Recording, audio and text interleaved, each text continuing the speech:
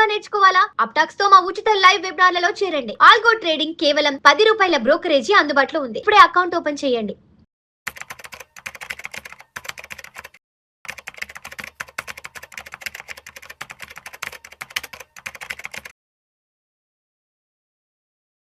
నమస్తే అండి, నేను వెల్లి జగర్ధర్. మనకి రీసెంట్గా ఒక ఇన్వెస్టర్కి పిఎంఎస్ ఇచ్చానండి. సో పిఎంఎస్లో అతనికి ఒక 2 years బ్యాక్ నేను ఇవ్వడం జరిగింది. సో దాని వాల్యూ మనకు అందరికీ తెలుసు. పిఎంఎస్లో పెట్టాల్సిన వాల్యూ ఎంత అంటే మనకు తెలుసు, ఒక 50 lakhs పెట్టాలి. సో ఇవాళ ఆయన వాల్యూ వచ్చేసి మనకి 53 lakhs ఉంది. ఒక 3 lakhs అయితే ప్రాఫిట్లో ఉన్నారు. సో ఆయన నన్ను ఆఫీస్కి వచ్చి అడిగిన క్వశ్చన్ ఏంటంటే, సార్ మనకి పెట్టాము 50 lakhs 2 years బ్యాక్, దాని ప్రాఫిట్ ఏమో చూస్తే ఇవాళ ఎగ్జాక్ట్గా 2 years అయ్యాక వచ్చారు ఆయన. 3 lakhs ఉంది.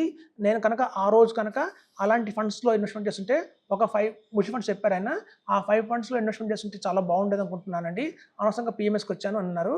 సో ఆయన అనుకున్న ఆ రోజు మ్యూచువల్ ఫండ్స్ తీసాను నేను. సో మీరు ఆ రోజు కనుక ఈ 5 ఫండ్స్లో పెడదాం అనుకుంటున్నారు కాబట్టి, సో వాటి ఎన్ఏవి ఆ రోజున అంటే ఎప్పుడైతే మనం పిఎంఎస్లో ఇన్వెస్ట్మెంట్ చేసామో ఆ రోజు దాన్ని ఎన్ఏవి తీసుకోండి. కరెక్ట్గా ఎగ్జాక్ట్ 2 years తర్వాత ఇవాళ మనం ఎప్పుడైతే కంపేర్ చేస్తామో ఈ రోజు అనేవి తీసుకోండి. అలా క్యాలిక్యులేట్ చేసాము. చూస్తే అందులో ఒక్క ఫండ్ ఇచ్చింది 45 lakhs ఇచ్చింది. అంటే మీరు కనుక ఆ మ్యూచువల్ ఫండ్లో కనుక పెట్టుంటే 50 లక్షలు, ఇవాళ దాని వాల్యూ 45 lakhs అయింది. ఇంకో ఫండ్ తీసుకున్నాను ఆయన చెప్పినట్టుగానే, ఆ ఫండ్లో పెట్టుంటే అది 48 lakhs అయింది. ఇంకో ఫండ్ తీసుకున్నాను, అది 50 lakhs అయింది. ఇంకో ఫండ్ తీసుకున్నాను, 52 lakhs అయింది. సో ఆయన ఏదైతే ఫండ్లో పెడదాం అనుకుంటున్నారో ఒక్కొక్క ఫండ్ తీసుకున్నాము. ఒక్కొక్క ఫండ్లో కనుక ఆ రోజు పిఎంఎస్ కాకుండా మనం పిఎంఎస్ అనుకుంటాము, హై ఎక్స్పెన్స్ రేషియో అనుకుంటాము, అలాగే రిటర్న్స్ రావు అనుకుంటాము, మ్యూచువల్ ఫండ్స్ కంటే 1% ఎక్స్ట్రా అనుకుంటాము. సో అలా ఆయన చెప్పిన 5 ఫండ్స్ తీసుకొని 2024లో కావచ్చు, 2024లో మనకి ఏవైతే టాప్ ఉన్నాయో, అంటే ఇండియా మొత్తం హల్చల్ చేస్తున్నాయో 90% ఈ 5 ఫండ్స్లో ఇండియా మొత్తం పెట్టారండి. ఇవి చాలా పాపులర్ ఫండ్స్. సో అట్లాంటి పాపులర్ ఫండ్స్ మనం తీసుకున్నాం ఇక్కడ. సో అట్లాంటి పాపులర్ ఫండ్స్లో కనుక ఒక్కొక్క ఫండ్లో 50-50 పెట్టుంటే దాని వాల్యూ ఎంత వచ్చింది చూసాం మేము. 53 lakhs అయితే ఏవి దాటలేదు, అన్ని 52, 51, 45, 47 అట్లాగే వచ్చాయి. మనం ఏం చేస్తామంటే జనరల్గా మ్యూచువల్ ఫండ్స్ అనగానే ఒక ఫండ్లో పెట్టమండి. అదే 50 lakhsని కనుక మనం ఈ 5 ఫండ్స్లో 10 lakhsలో పెట్టి కనుక మనం యావరేజ్ తీసుకుంటే కనుక అది 50 lakhs వచ్చింది. అప్పుడు నాకు అర్థమైంది, మ్యూచువల్ ఫండ్స్ వద్దు బాబోయ్, పిఎంఎస్ బెటర్గా ఉంది. మనం అనుకుంటాము మ్యూచువల్ ఫండ్స్లో తక్కువ ఎక్స్పెన్స్ రేషియో ఉంటుంది కాబట్టి ఎక్కువ రిటర్న్స్ వస్తాయి అనుకుంటారు, పిఎంఎస్లో ఎక్కువ ఎక్స్పెన్స్ రేషియో ఉంది కాబట్టి తక్కువ రిటర్న్స్ వస్తాయి అనుకుంటారు. అదంతా మిత్ అండి. మనకి ఎక్స్పెన్స్ రేషియో ఎక్కువ అని కాదు, పర్ఫార్మెన్స్ మెయిన్గా ఉండాలి. ఇందులోకి మేము ర్యాండమ్గా వేరే ఫండ్ తీసుకున్నాము. ఒకవేళ ఒక ఫండ్ ఇంకో మ్యూచువల్ ఫండ్ తీసుకున్నాము, ఏదైతే దీనికి 53 కంటే ఎక్కువ ఇచ్చిందో ఈ టైంలో తీసుకుంటే కనుక ఒక ఫండ్ కనిపించింది. సో ఆ 53 lakhs కంటే ఎక్కువ వచ్చిన మ్యూచువల్ ఫండ్తో పాటు అలాగే బెస్ట్ పర్ఫార్మింగ్ చేసిన పిఎంఎస్ తీసుకున్నాము ఈ టైంలో. అది ఆ పిఎంఎస్ దీనికంటే ఇంకా ఎక్స్ట్రాడినరీగా 5% ఎక్స్ట్రా రేట్ ఇచ్చింది. సో కాబట్టి మీరు మ్యూచువల్ ఫండ్స్లో ఏవైనా ఒక ర్యాండమ్గా ఒక మంచి ఫండ్ తీసుకొని రండి. దానికంటే బెస్ట్గా పర్ఫామ్ చేసిన పిఎంఎస్ మన దగ్గర ఆల్రెడీలో ఉన్నాయి. సో ఎప్పుడైనా గమనించుకోండి, మనం బెస్ట్ పర్ఫార్మింగ్ మ్యూచువల్ ఫండ్స్తో అలాగే బెస్ట్ పర్ఫార్మింగ్ పిఎంఎస్తో కంపేర్ చేస్తే ఆ డిఫరెన్స్ ఏదైతే ఉందో రిటర్న్ 8%, 5% దాకా కూడా రిటర్న్స్ అయితే డిఫరెన్స్ కనిపిస్తున్నాయండి. ఎక్స్ట్రాడినరీ పర్ఫార్మెన్స్ ఉంది. మన దగ్గర చాలామంది ఆఫీస్కి వస్తుంటారు, వాళ్ళందరికీ నేను 5 years మనం రిటర్న్ తీసుకుందాం CAGR, ఎందుకంటే 5 years ఇస్ ద మంచి టైం, ఒక మంచి టైము. ఎందుకంటే అందులో షార్ట్ టర్మ్ 1 yearకి 6 months మనం డిసైడ్ చేయలేము రిటర్న్స్ ఎలా ఉంటాయని చెప్పి, మార్కెట్ ఎలా ఉంటుందని చెప్పి.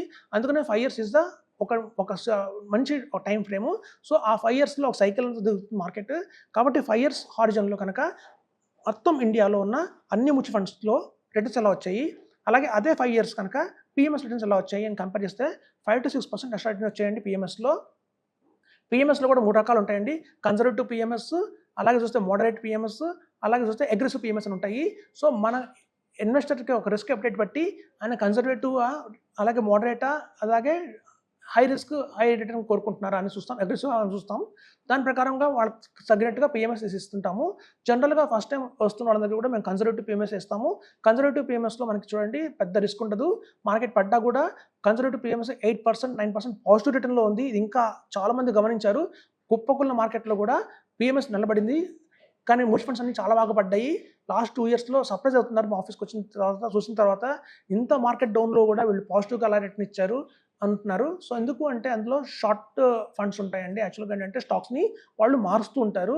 మనకి వేరాజ్ మ్యూచువల్ ఫండ్స్‌లో చూడండి అన్ని లాంగ్ ఫండ్సే ఉంటాయి. అంటే ఒకసారి స్టాక్ కొన్న తర్వాత దాన్ని వెంటనే అమ్మడానికి లేదు, చర్న్ చేయడానికి లేదు. ఎందుకంటే మ్యూచువల్ ఫండ్స్‌లో మనకి వాల్యూమ్స్ ఎక్కువనే ఉంటాయి.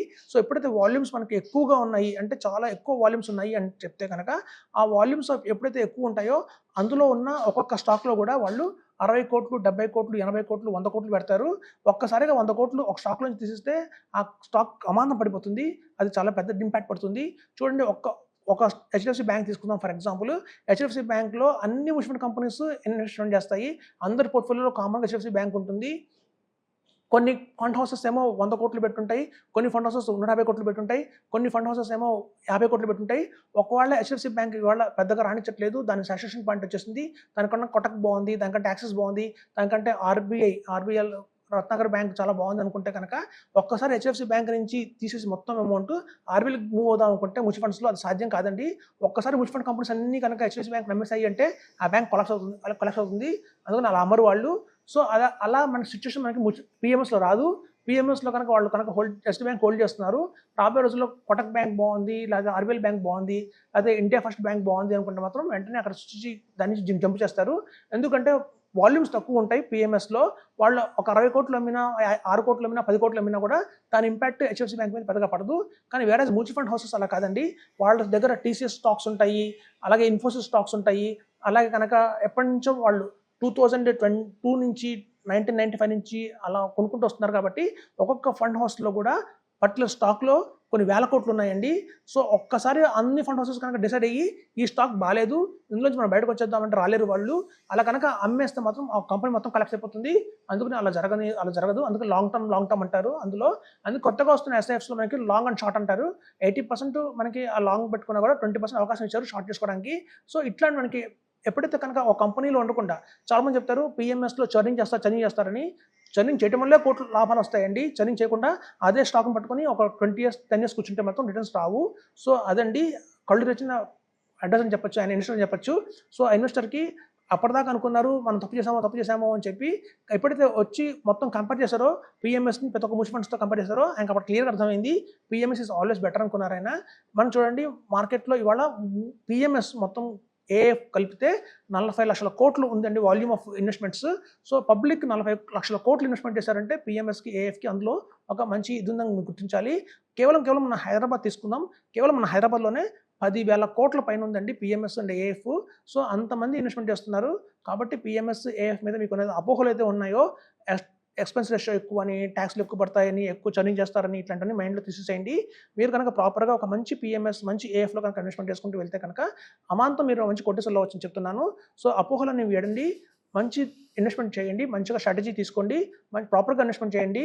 మీకు మీ నెక్స్ట్ జనరేషన్స్‌కి కూడా ఉపయోగపడుతుందని చెప్తున్నాను. Thank you.